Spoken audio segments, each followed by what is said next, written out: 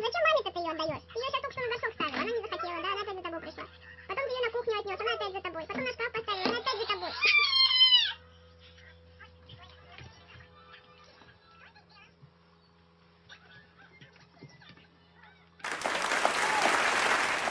این هفته خبر تو خبر داره براتون از شیخ حسن چاخان نژاد که هر روز یه دروغ جدید دست و پا میکنه و مدام در حال مقایسه نظام زوار در رفته آخوندی با کشورهای دیگه است. الان شما تو آمریکا میبینید چه دو قطبی صورت گرفته، دو قطبی عجیب غریبی، حالا حزبی و جناحی و همین مسائل این که بازگشایی باید بشود نشود، زودتر دیرتر، چه دو قطبی بزرگی صورت گرفته.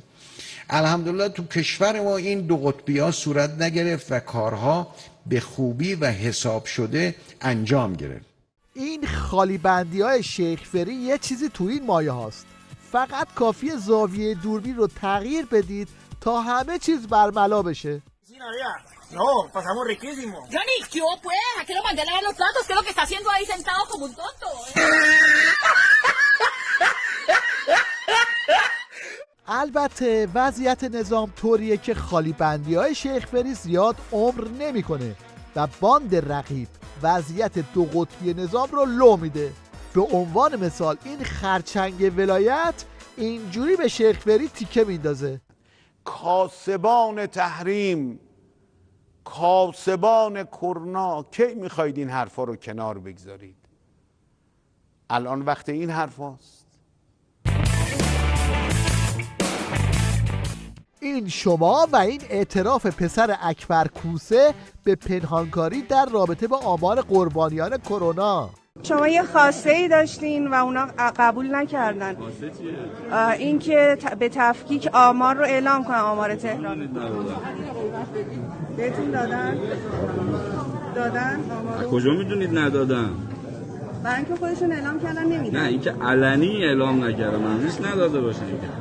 ما که میدونید قدرتمون در بهش زهرا زیاد، آمار رو از بهش زهرا میگیریم. وقتی رئیس جمهور نظام خالی میبنده دیگه تکلیف باقی مهره‌های حکومت روشنه. مثلا این رئیس دانشگاه علوم پزشکی لرستان برای اینکه از بقیه عقب نیفته یه چنین قمپوزی در میکنه. خلاصه اینو بگم که ما حاضریم با فرماندار کالیفرنیا بشینیم توی جلسه ای و کارامون رو به صورت مناظره ای پخش بکنیم. من حاضرم با فرماندار کالیفرنیا مذاکره بکنم که هم کنترلمون بهتر بود، هم کیس فایندینگ یا بیماریابیمون بهتر بود، هم درمانمون بهتر بود، هم محافظت از پرسنلمون بهتر بود. مناظره و رقابت آخوندها با بقیه کشورها یه چنین آخر و عاقبتی داره.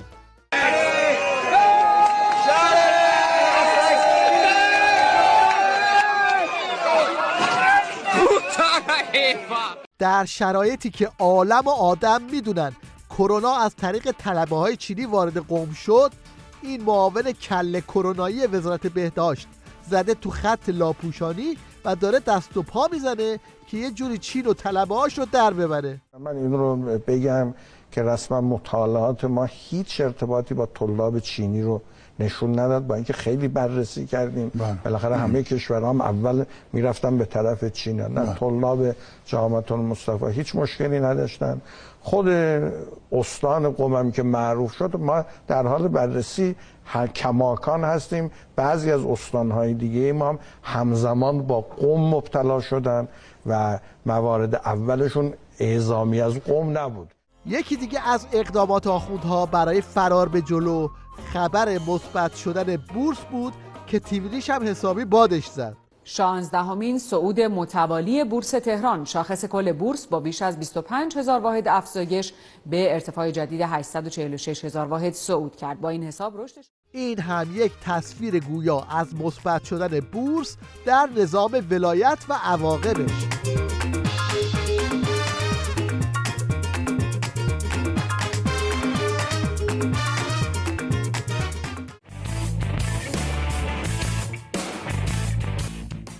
مشنگستان هفته رو با شفاف سازی این جوجه توریستیان نظام آغاز میکنیم که میخواست سوتی‌های خودش رو بپوشونه، اما حواسش نبود که از تمام حرفاش فیلم برداری شده.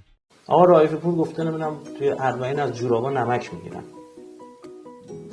و اینا رو مثلا بنده این حرفو زدم که اینا نمک غذاشون تو طول سال چیه؟ نمک غذاشون آب خشک کرده شستشوی جوراب زائرای امام حسین. جورابا رو با آب میشورن، اون آبو خشک میکنن، تهش یه چیزی میمونه دیگه ها، اونو میسابن، با نمک میریزن رو غذاشون.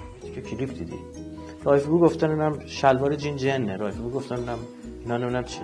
به عنوان مثلا شلوار جین، کلمه جین در انگلیسی یعنی جن. خدمت شما عرض می‌کنم شلوار آبی رنگ لی رو میذارن اسمش جین. دقیقاً این تشبه به بیلوجین. این فضا دادن درست میگم. فضا دشمنه. میخوان بگن حرفای ایشون با چیزه در واقع وهمیات. نه جین به معنای جن با جن که اصلا نوشتاریش فرق میکنه. این با جی شروع میشه با جی. خب اما تلفظ کاملا چی داره؟ برابر داره. جین. این گیر داد به بنده اعتقاد دارم تشبه به بیلوجین بود.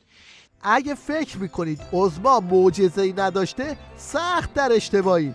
ببینید چطور از معجزه عظما پرده برداری میکنن.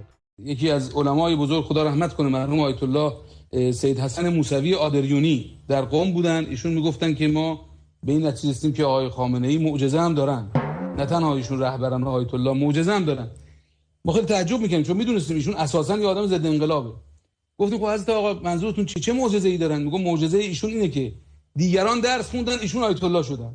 خیلی مهمه ها، دیگران درس خوندن اما آیت اللهشون ایشون کسب. مدتی پیش پاستور عباسی برای روحیه دادن به بسیجی‌ها دروغ‌هایی رو درباره آینده سرهمبندی کرده بود. ظاهراً دروغ‌ها کامل نبوده، به همین خاطر پاستور عباسی دوباره وارد شد و لاف‌های قبلیش رو اینطوری تکمیل کرد. 1444 قمری یعنی 3 سال و نیم دیگه تا 1444 شمسی جمهوری اسلامی با یک پروژه جدیدی روبروست به نام پروژه ایران 1444 که مرحله تحقق تمدن نوین اسلامی است. برگزاری مراسم تاسوعا و عاشورا در حسینیه کاخ سفید، برگزاری مراسم نیمه شعبان در مهدیه باکینگهام لندن، مراسم شب‌های قدر در مسجد ورسای پاریس و موارد دیگه. بلیت سفر به ایستگاه فضایی شهید تهرانی مقدم، صلوات خواهد کنید، در 1444 سفر فضایی. وضعیت بسیجی‌ها در مقابل این آرزوهای کشکی مشابه وضعیت این بنده خداست که منتظر سبدش پر از آب بشه.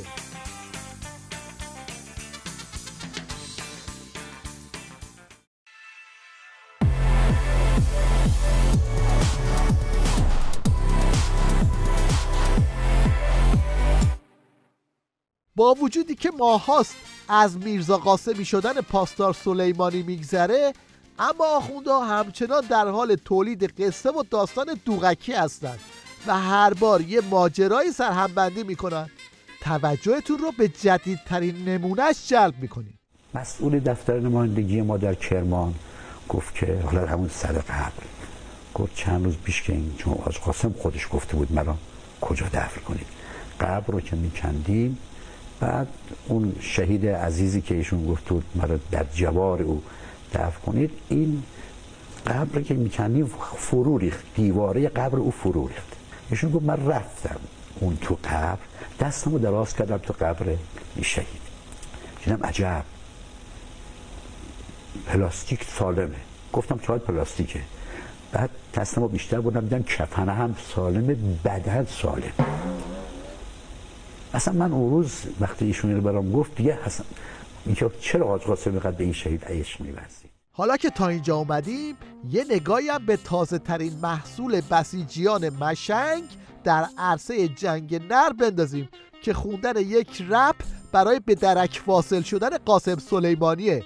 جالبه که میگه خدای ما از پهپاد بزرگتره، اما نمیگه چرا خدای بزرگتر از پهپادشون نتونست جلوی تیکه پاره شدن حاج قاسم رو بگیره. هیچ ابرقدرتی بالاتر از بالایی نیست، همون خدایی که به شدت کافیست، از سایه جنگ هیچ وقت نترسید، خدای قوی تر از پهپاد و بپرستید، خدای تهرانی مقدم و حسین همدانی، ابو حامد افغانی و قاسم سلیمانی.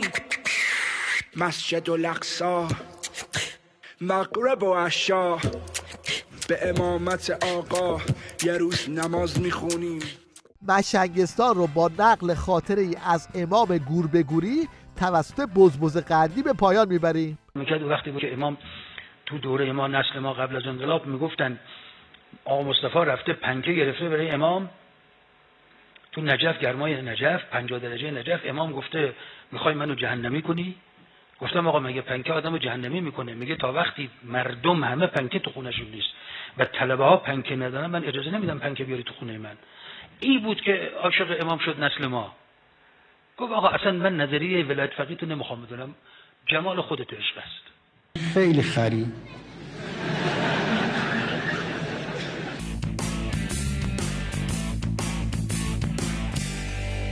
جنگ و دعواهای آخوندا به تیوریش هم کشیده شده و آش به قدری شور شده که جوجه بسیجی‌ها طلبکار تلویزیون خامنه‌ای شدن. یه نمونهش رو با هم ببینیم. من میخوام بگم نه، صدا و سیمای جمهوری اسلامی امروز در حوزه به اصطلاح پیرامونی هنر ایران موضعش عقب افتاده نیست، بلکه موضعش ارتجاعی است. یعنی چی؟ یعنی میگه باید برگردیم. ابزارهای رسانه‌ای به کار گرفته میشه که صدا و سیمای ما در برابر اونا یه مثلا 1 تومنیه. این 1 تومن رو دیگه بذارید برای جمهوری اسلامی بمونه.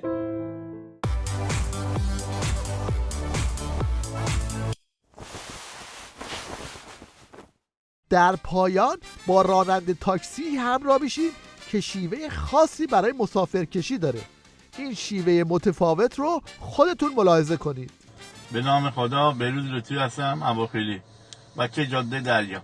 7600 بازقام من مجدی آرامگاه برسانس شهدا کوپلیس دانشگاه ادا بعدی پرینون آزا بشکنده سبکتش ورزی بازچه ایرانیان پرنگونه سازه جلو خواکنده بشکنده بالا مله بای مله شمله هم مله آکنده رو همچنین از مکنده دریا آمال دینه چه موزه خورمی از باشی خیر محمد استقلال روزبان بیامنون هدف آکنده رو همچنین از من دریا در برقی تیزی رو متریج زواپیمان رو همده خوش اخلاق برای شما دورتون ورسم دخی آمون پیاده که می ماشین شما رو ند نکنه.